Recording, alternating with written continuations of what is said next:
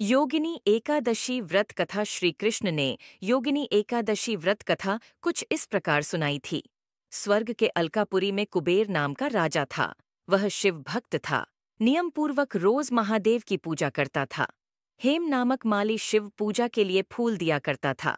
Hemy की पत्नी विशालाक्षी थी, जो बहुत ही सुंदर थी।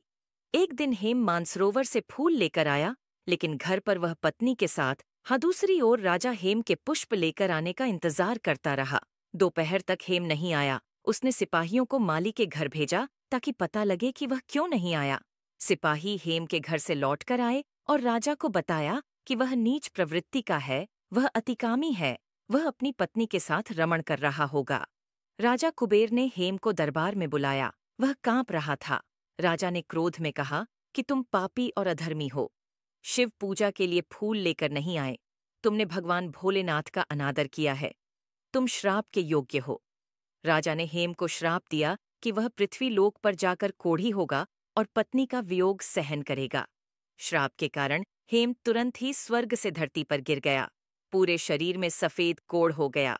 उसकी पत्नी भी कहीं गायब हो गई। धरती पर उसने बहुत ही दुख भोगे। जंगल में वह बिना भोजन और पानी के भटकता रहा। रात में सो नहीं पाता था।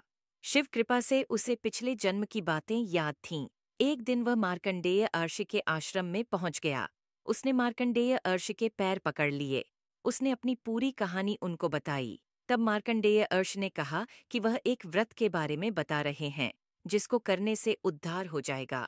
उन्होंने कहा कि यदि तुम आषाढ़ कृष्ण एकादशी का व्रत विधिपूर्वक करोगे तो पाप मुक्त हो जाओगे।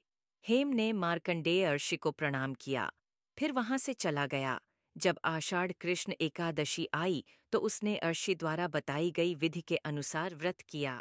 भगवान विष्णु की कृपा से उसका कोढ़ ठीक हो गया और वह अपने पूर्व स्वरूप में आ गया।